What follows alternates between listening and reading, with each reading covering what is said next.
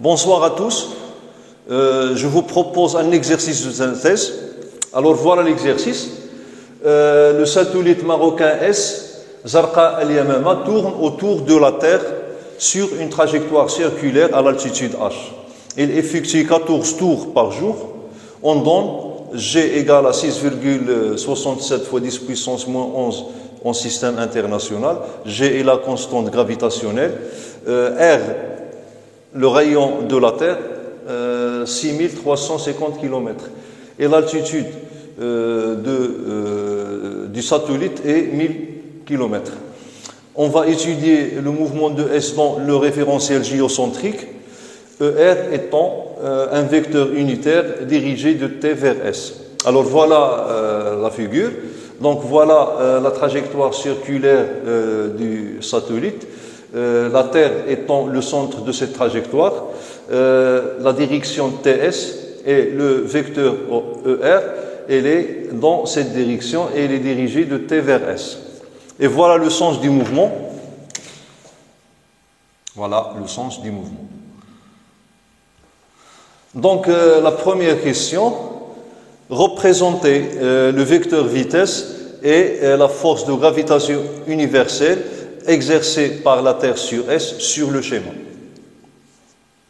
Donc vous devez représenter le vecteur vitesse sur le schéma et la force de gravitation universelle exercée par la Terre sur le satellite.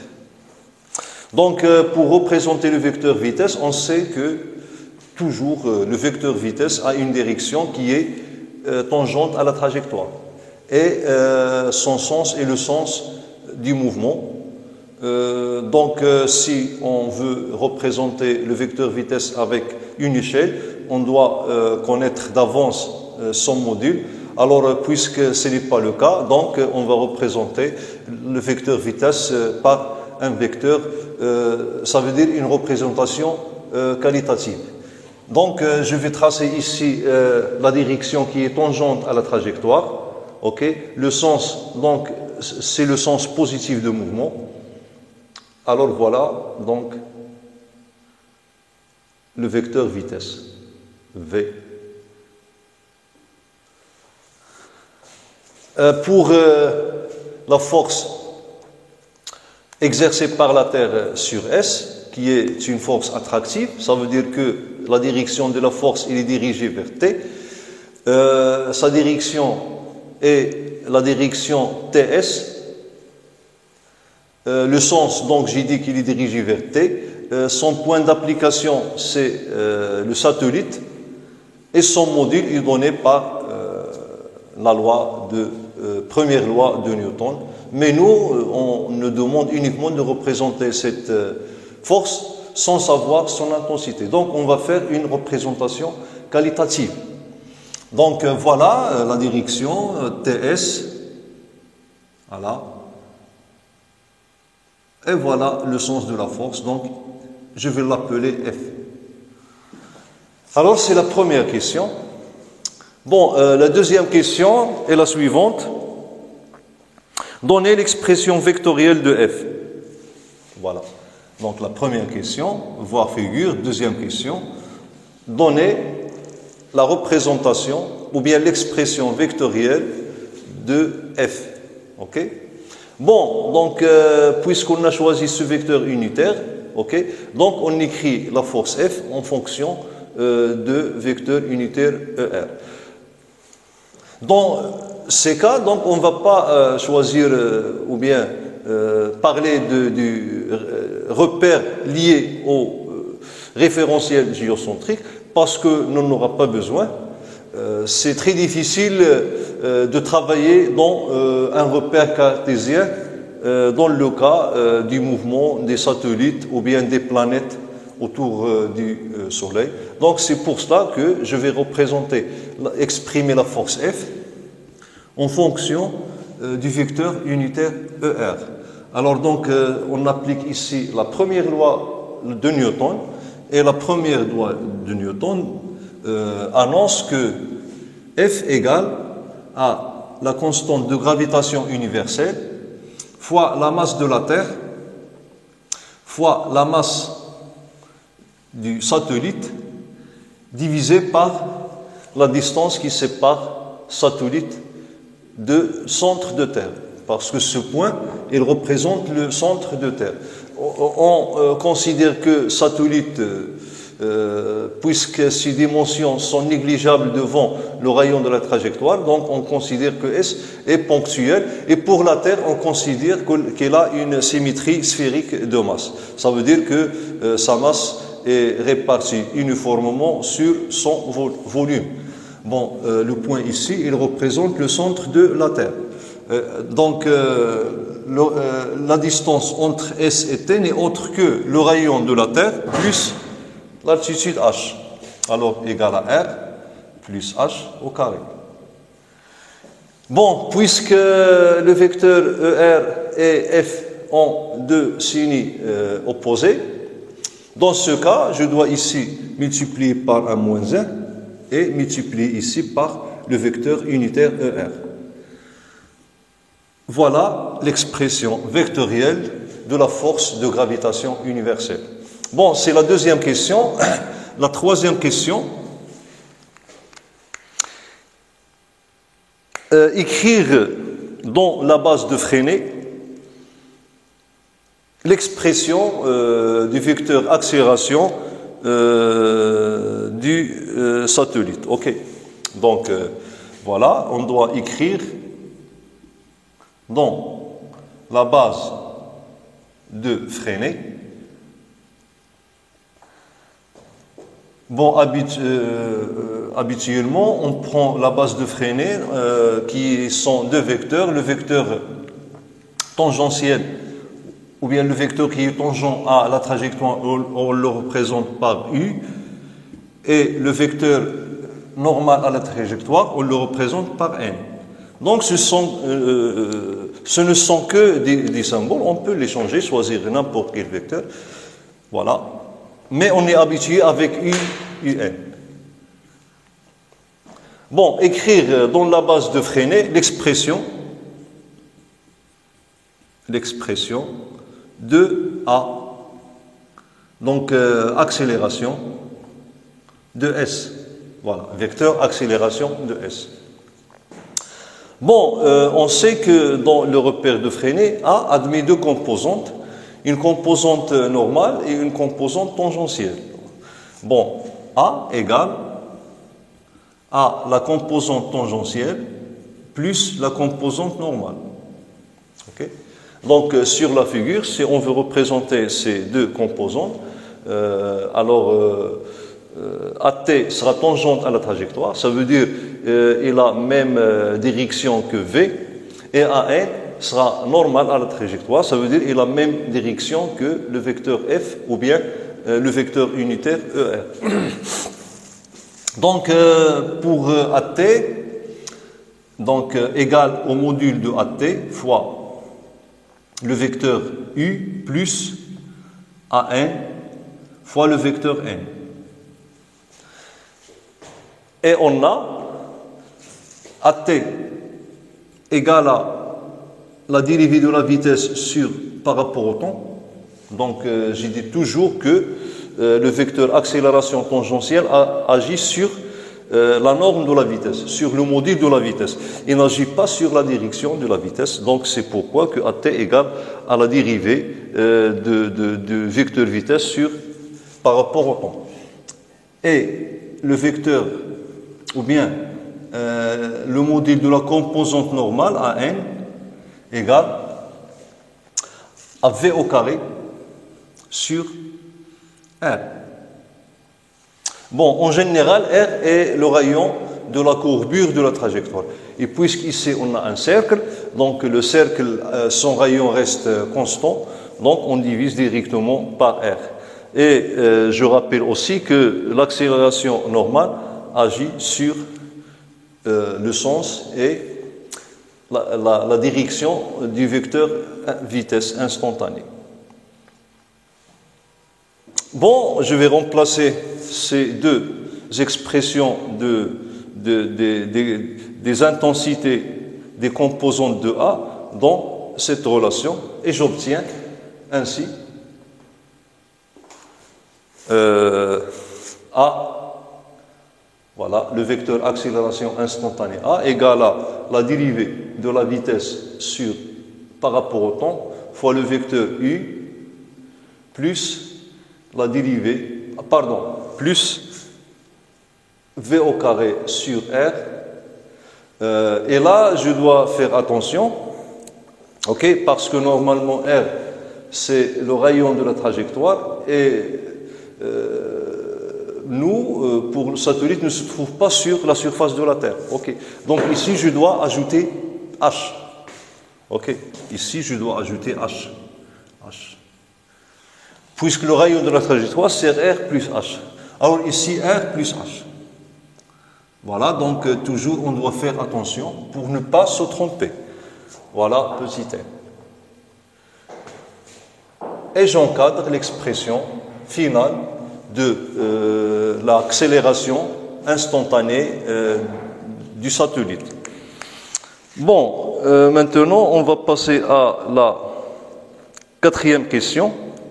En appliquant le principe fondamental de la dynamique, ou bien la deuxième loi de Newton sur S, considérée ponctuelle, montrer que le mouvement de S est circulaire uniforme. Okay. Donc, quatrièmement, la question A, okay, on doit montrer que le mouvement de S est circulaire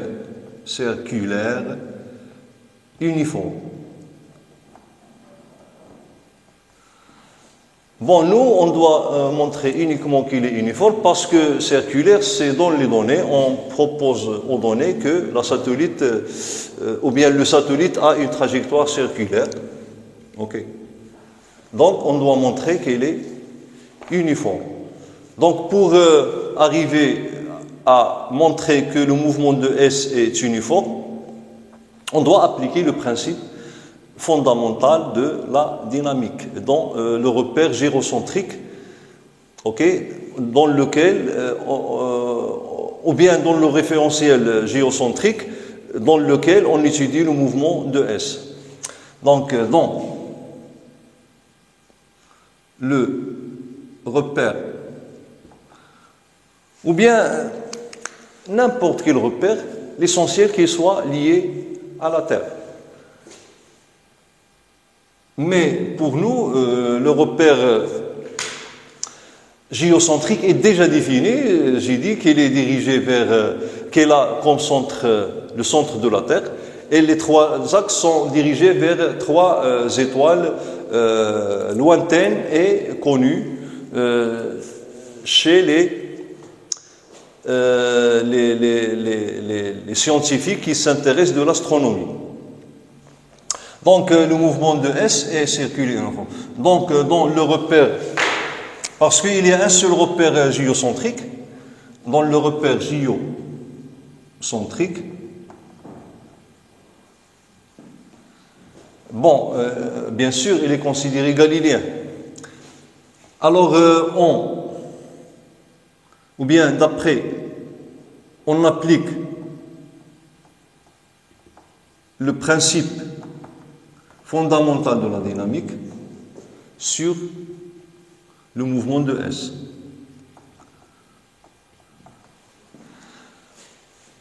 Alors, S n'est soumise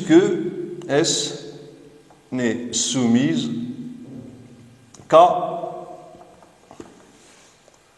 la force gravitationnelle exercée par la Terre, KF. Voilà, donc F, on l'a déjà cité ici. Donc S n'est soumise qu'à F. Alors, d'après le principe fondamental de la dynamique, on a sigma des forces, ça veut dire F, égale à MA. Ok? Alors, A égale à le vecteur force divisé par la masse. Donc, on doit montrer que la vitesse est uniforme, ok? Ça veut dire que, voilà la vitesse, son module, elle est uniforme. Ce n'est pas le vecteur vitesse. Bon, donc A, on va l'écrire dans le repère de Freinet. Ok, tout d'abord, on note ici que le module de A égale à F sur M égale à constante. Ok, parce que la force F ne varie plus. Il dépend de R et H, et R et H sont des constantes. La masse ne varie plus, G aussi, ER. ER, il varie, mais son module égale à 1. Donc, la norme ou bien l'intensité de la force F reste constante, même si la force varie comme vecteur. Mais nous, ce qui nous intéresse, c'est le module de la force. Donc, égal à constante. OK? Alors, puisque A égale à F sur M égale à constante, OK? Donc, d'après ce résultat-là, OK? Aussi, d'après cette expression vectorielle, je dois noter que l'accélération A, OK, égale à, donc F sur M n'est autre que moins G, M, bon, je simplifie par M, il me reste moins G, M, R plus H. Alors ici, ER, donc égal à moins G, M divisé par R plus H. OK, au carré, fois le vecteur ER.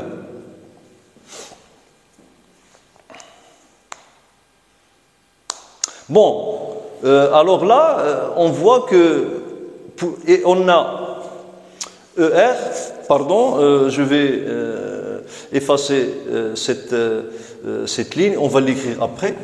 Donc ici, je dois montrer que A admet une seule composante qui est la composante normale. C'est ce que je veux faire. Alors, on a le vecteur ER.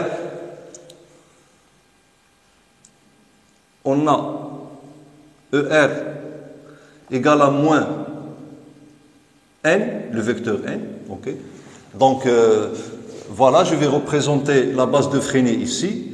Voilà le vecteur U. Et voilà le vecteur, voilà, N. Okay. Donc, ils doivent avoir les mêmes normes qui est égal à 1. Donc, le vecteur N égale à moins ER. Ok, si je translate ER jusqu'à N, donc ils auront même direction, ok, même sens, même direction, même intensité, mais de sens opposé.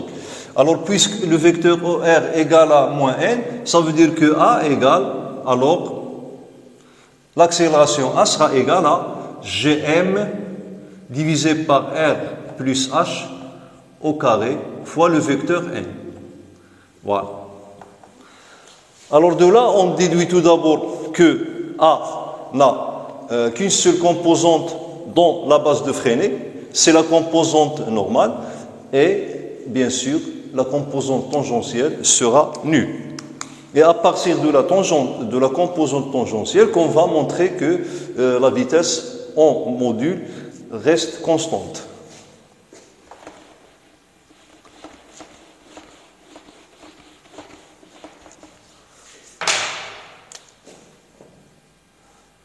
Ainsi, donc A qui est égal à N plus AT, ok, donc égal à AN, d'après cette expression-là. D'où AT égale à 0. Alors, puisque AT égale à 0, ça veut dire que son module A, T égale à 0, ok? Et on sait que AT égale à dV sur dt. Ça veut dire quoi? Ça veut dire que dV sur dt égale à 0. Donc, implique que V égale à une constante, ok? Au cours du temps, le module de V ne varie plus. Et de là, on déduit que le mouvement est uniforme. Donc, le mouvement de S est uniforme. Est uniforme. Bon, la question, la réponse à la question. Bon, la question 4A. Donc, on va passer à la question 4B. Écrire l'expression de la vitesse, ok?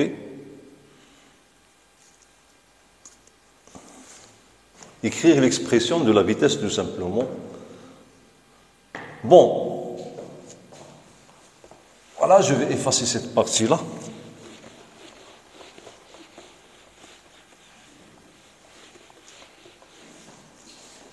Donc B, exprimer V. Donc en fonction de constante de gravitation universelle, voilà, du rayon R, de la masse de la Terre et de l'altitude H. Ok? Donc ici on a recours à l'expression de l'accélération ou bien l'intensité, le module pardon de l'accélération, de la composante normale de l'accélération. Alors on sait que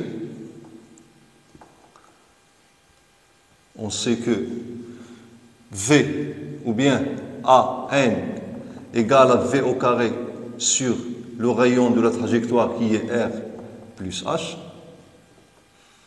et AN égale à A. Alors puisque A n'a qu'une seule composante sur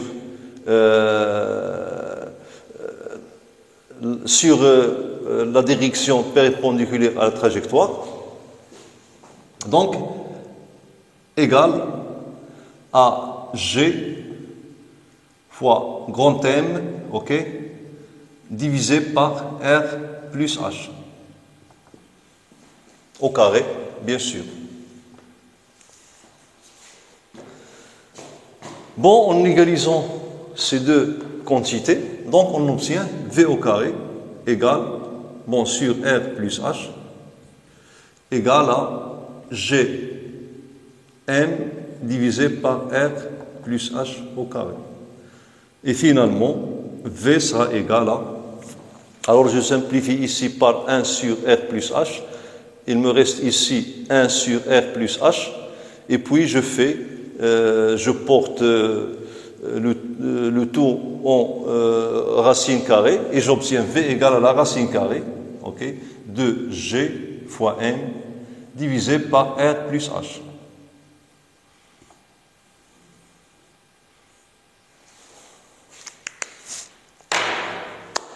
Vous êtes d'accord? Bon, on va passer maintenant à la question 5.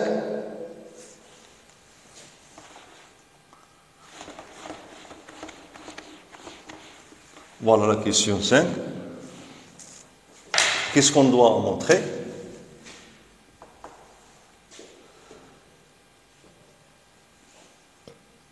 Alors, premièrement, petit a. Calculer la vitesse V. Et la deuxième question B, on doit montrer que la masse de la Terre, grand M c'est la masse de la Terre, égale à peu près 6 fois 10 puissance 24, 6 fois 10 puissance 24 kg. Donc on doit calculer V tout d'abord.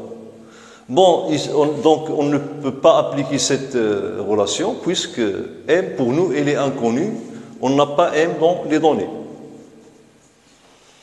Donc on doit chercher une autre méthode pour calculer la vitesse qui est constante du satellite. Et là on cherche dans les données, on trouve que le satellite effectue 14 tours par jour. Voilà, donc on va prendre cette donnée et l'utiliser pour calculer le module de la vitesse.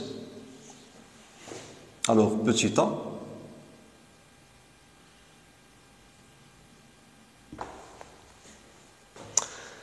Donc, j'espère que vous cherchez à trouver les réponses avant de voir la solution que j'écris au tableau. Le mouvement de satellite, c'est un mouvement circulaire uniforme, donc il est périodique. Ok? Alors, le mouvement de S est périodique. Donc, puisqu'il est circulaire uniforme, du fait qu'il est circulaire uniforme, circulaire uniforme.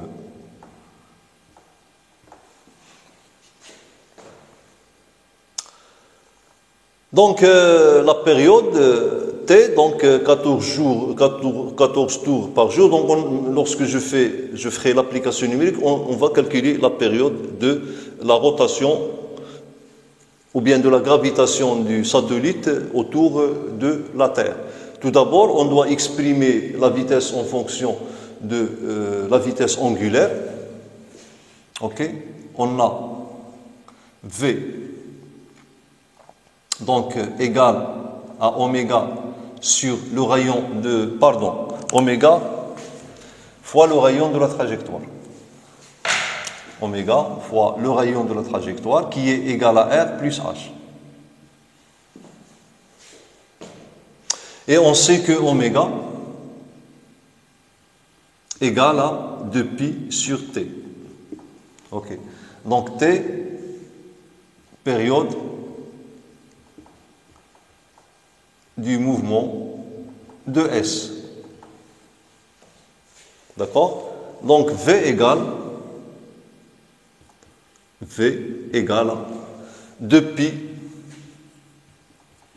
R plus H divisé par T.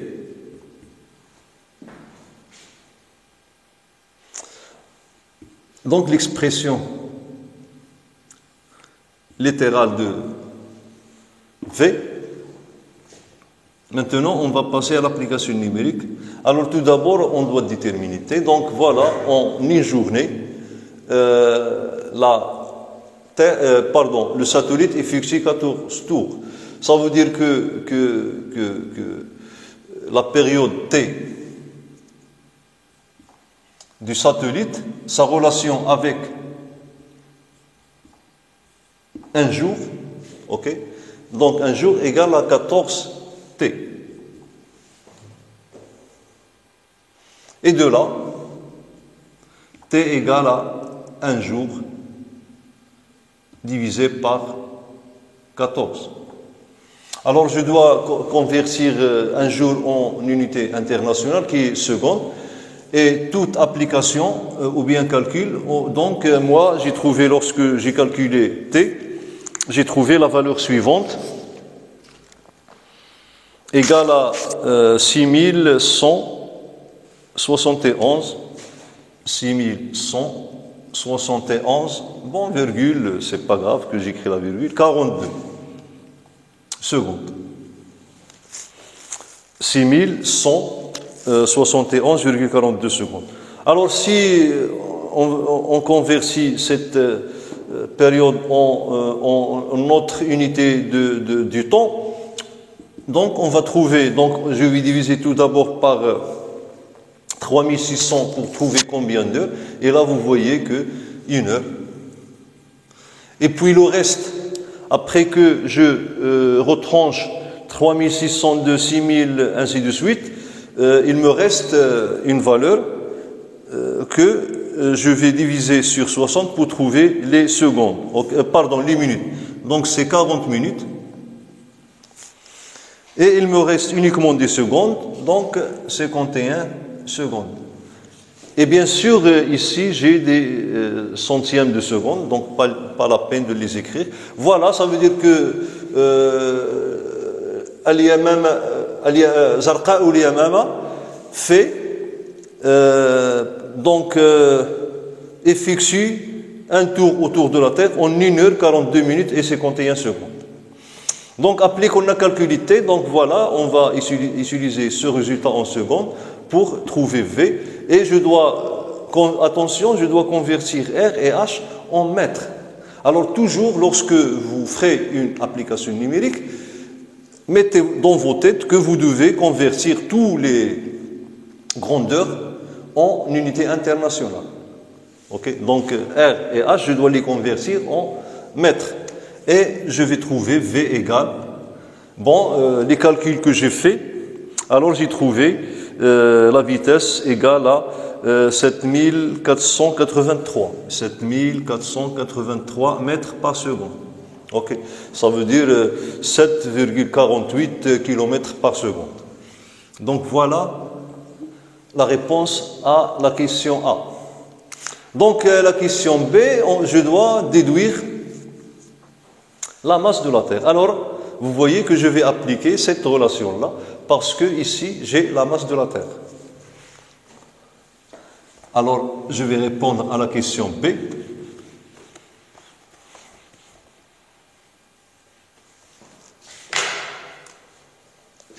B.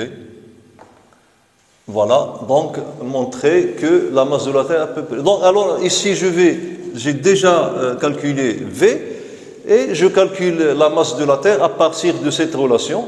Je fais application numérique et je compare avec ce résultat ici. Okay. Et bien sûr, on va trouver à peu près cette valeur de la masse de la Terre.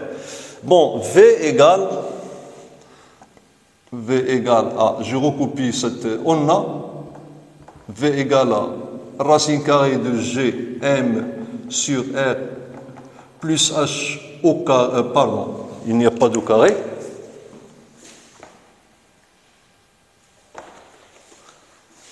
Voilà. Bon, maintenant, on doit trouver M. Alors, la racine carrée de Gm égale à V fois la racine carrée de R plus H. Ça veut dire que M égale, voilà, M. Donc Gm, pour ne pas me tromper, voilà, je fais un calcul progressif. Donc je vais élever V au carré fois R plus H. Et finalement, M égale à V au carré, facteur de R plus H sur G. Voilà l'expression de la masse de la Terre, application numérique. Donc, lorsqu'on fait une application numérique, donc on trouve approximativement C égale à cette valeur-là. M est à peu près égal à 6 fois 10 puissance 24 kg. D'accord? Bon, la question 5. Maintenant, on va passer à la question 6. La question 6. Bon, voilà, je vais effacer cette partie.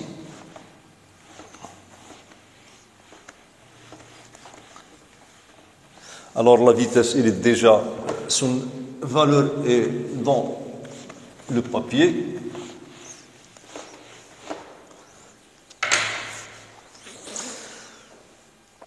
Alors la question, montrer que S n'est pas fixe par rapport à un observateur terrestre.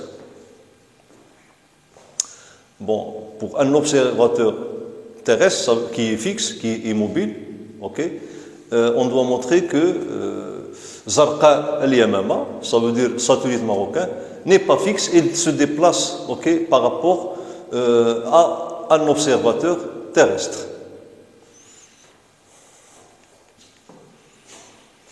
Alors là, pour que l'observateur terrestre, ok, voilà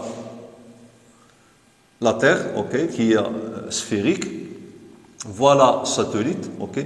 Supposons qu'ici on a l'observateur terrestre. Voilà.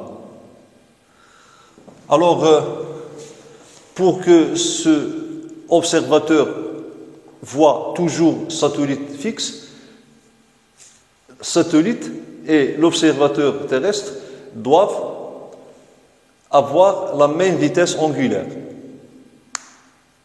D'accord? Ils doivent avoir la même vitesse angulaire pour que satellite donc reste constamment devant ses yeux ou bien son son appareil d'observation télescope. Donc on doit montrer quoi? Donc S est l'observateur terrestre se déplace par rapport dans le repère gyrocentrique se déplace par la même vitesse angulaire.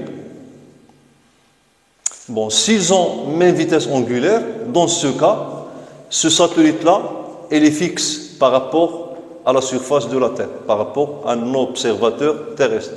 Si pas de vitesse, si les vitesses angulaires ne sont pas les mêmes, dans ce cas, satellite, il est immobile. Donc, comment on va procéder? Alors, on doit déterminer la vitesse angulaire de S. Alors, je dois écrire tout d'abord donc la question numéro 4, numéro 6. Donc, pour qu'un observateur,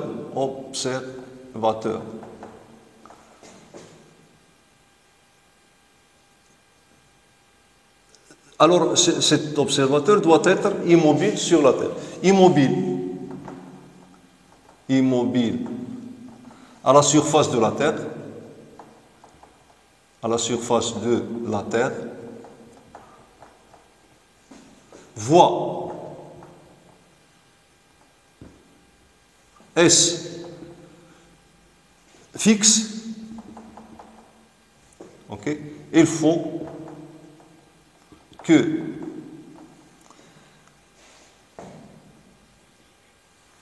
la vitesse angulaire du satellite doit être égale à la vitesse angulaire oméga prime de l'observateur. Ok. Donc, vitesse angulaire de l'observateur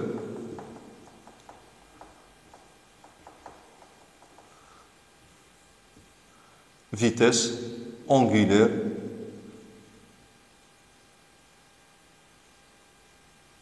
de S.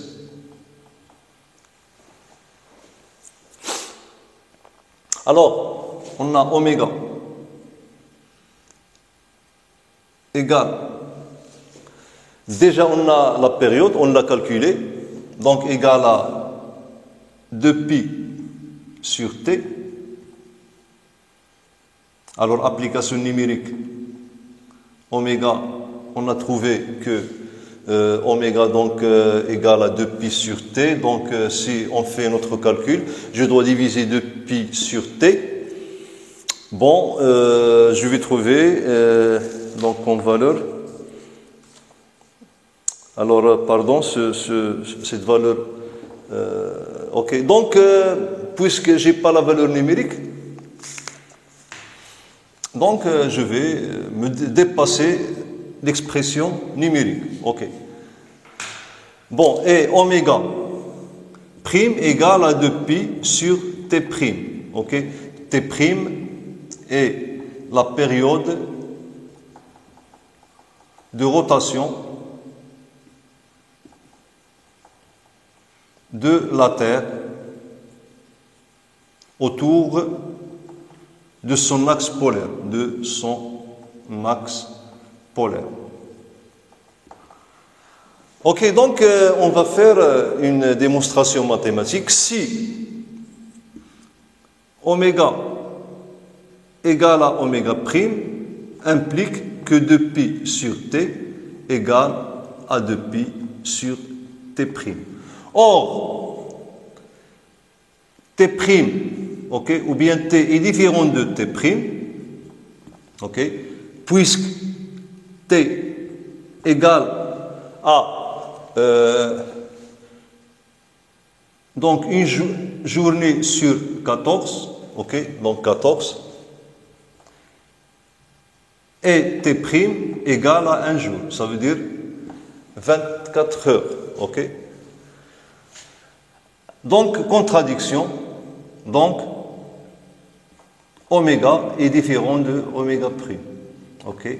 Ça implique que S n'est pas fixe par rapport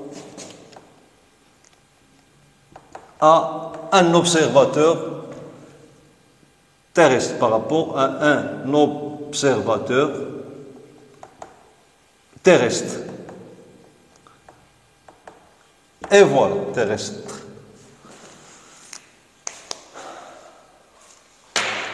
Ok? Donc, il reste encore d'autres questions, mais qui sont indépendantes de cette première partie de l'exercice. Bon, on va les faire et puis s'arrêter. Ok, donc je vais effacer.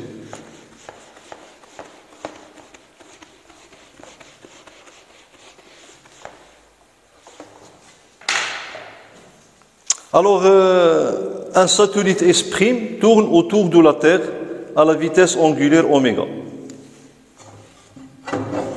Voilà, donc satellite 1. C'est la question 7. Un satellite donc tourne autour de la Terre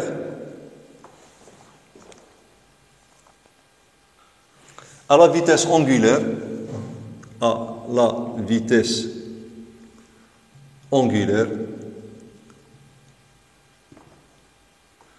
oméga 1 pour ne pas la confondre avec oméga. Et apparaît fixe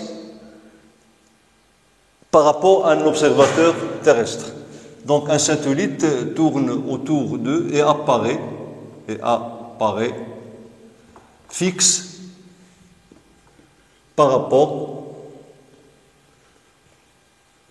à un observateur terrestre.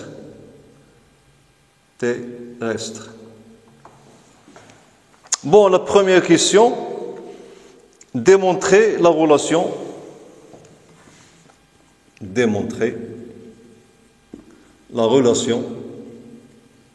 suivante. Oméga prime au carré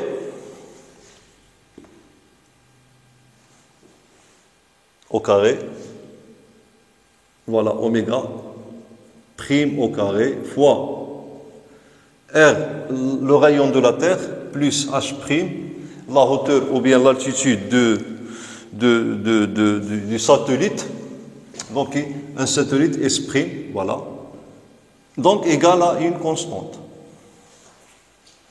Voilà, donc voilà ici à la puissance 3. Donc en fait on doit démontrer la loi de Kepler. Ok, c'est la troisième loi de Kepler. Bon, c'est pas exactement la troisième loi, mais une des conséquences de la troisième loi de Kepler.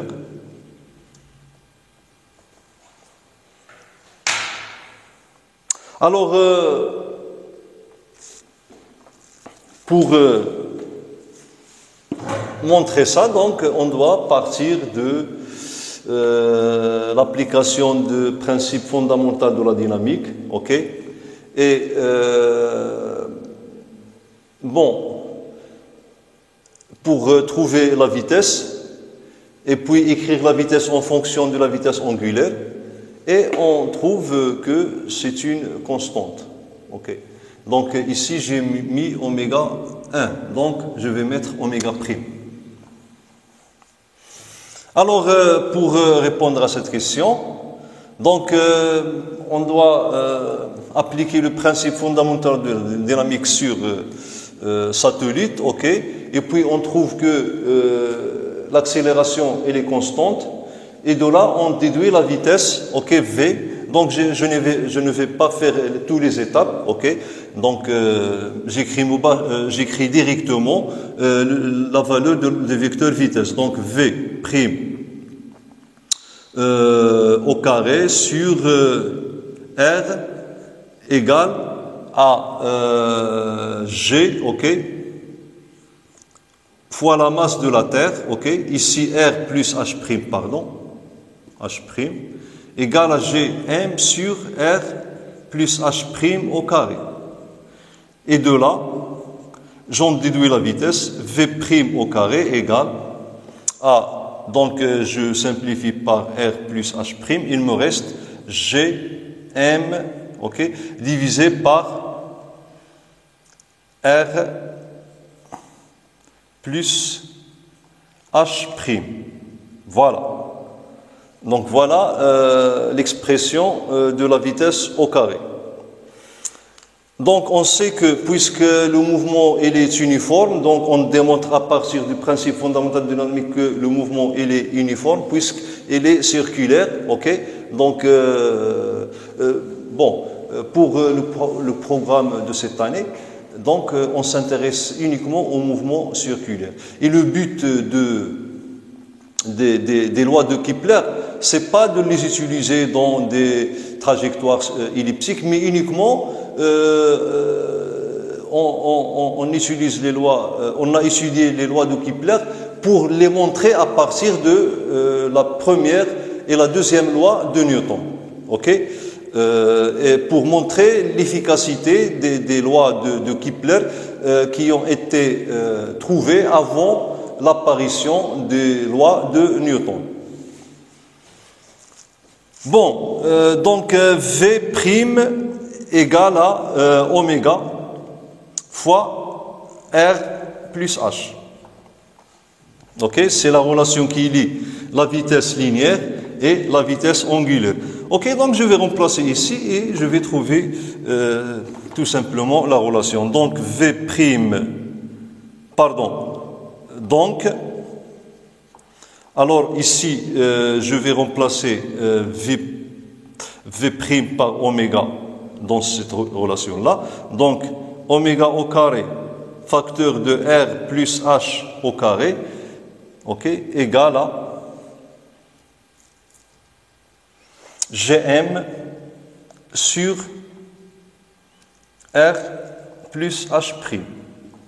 Et finalement, oméga au carré, donc je multiplie ici par R plus H', ok, ça va donner R plus H', le tout au carré, égale à Gn.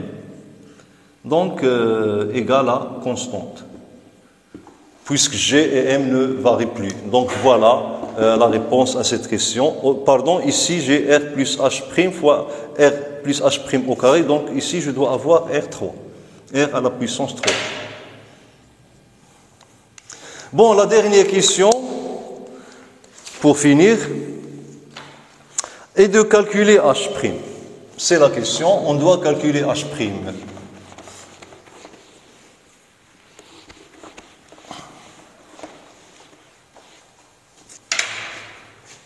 Donc voilà la petit a, ok, et petit b, calculer H'. Donc pour calculer H', qu'est-ce qu'on va faire? Donc déjà j'ai cette relation, ok, et d'après les données, satellite S tourne autour de la Terre à la vitesse oméga prime, apparaît fixe par rapport à nos satellites. Ça veut dire que satellite il est géostationnaire, donc il est fixe par rapport à un observateur lié à la surface de la Terre. Donc, il tourne, il a la même période que la Terre. Ça veut dire qu'il a la même vitesse angulaire que satellite. Ok. Donc, puisque S' est géostationnaire, donc géostationnaire veut dire que satellite, il tourne autour de la Terre, ok, avec la même vitesse de rotation, ok, avec la même vitesse angulaire de la Terre. C'est ça, géostationnaire. Et ce type de satellites sont destinés pour envoyer des informations météorologiques ou bien des informations, ou bien ils sont utilisés dans communication, ok, émission vidéo et radio. Donc, j'ai dit S' est stationnaire, alors oméga prime égale à oméga, ok, qui est celle de la Terre, ok. Donc, bon, oméga prime, ici je ne me rappelle pas qu'est-ce que j'ai noté la vitesse de rotation de la Terre. Alors, je vais ici mettre T, tout simplement, ok. Donc, celle de la Terre, celle de S, pour simplifier tout simplement. Ça veut dire la vitesse angulaire. S'. Voilà. Donc je vais écrire, puisque je n'ai pas oméga prime, mais je sais la période de révolution de la Terre. Ça veut dire que oméga prime égale à 2pi, ok, sur T. Donc T étant la période de la Terre. Ça veut dire de la révolution de la Terre autour de son axe polaire, de la Terre. Donc, bien sûr, autour d'elle-même, étant la période de la Terre en rotation autour de l'axe polaire. Bon, j'ai déjà écrit ça, mais j'ai oublié la notation que j'ai mis au T et oméga de la Terre. Donc, et de là, je vais remplacer oméga prime par son expression. Donc, ici, oméga prime, voilà, prime, ok. Donc, ici, j'ai oméga prime, c'est 2pi sur T au carré, facteur de R plus H prime à la puissance 3 égale à Gm. Et je fais mes calculs, ok, donc voilà, progressivement jusqu'à trouver R, donc jusqu'à trouver H', ok. Alors, je dois ici ramener ce terme ici, ok. J'obtiens R plus H' à la puissance 3 égale à Gm, ok, facteur de T sur 2pi, le tout au carré. Voilà. Donc, T sur 2pi. J'ai inversé ce terme, ok, lorsque je le ramène de ce produit vers ce terme, ou bien, voilà, ou bien ce membre, deuxième membre. Donc, finalement, R ou bien H' égale. Alors, je dois ici mettre racine cubique de Gm T au carré sur 4pi au carré moins R. Donc, voilà l'expression de H'. Donc, racine cubique de Gm T au carré sur 4pi au carré. Ici, H', je dois donc retrancher R. Et lorsque j'ai fait une application numérique, alors on a montré dans le cours que pour les satellites géostationnaires, ils doivent être lancés à une altitude de la Terre qui est égale à à peu près 36 000 km. Et c'est la valeur qu'on trouve H' est à peu près égale à 36 000 km. 36 000 km.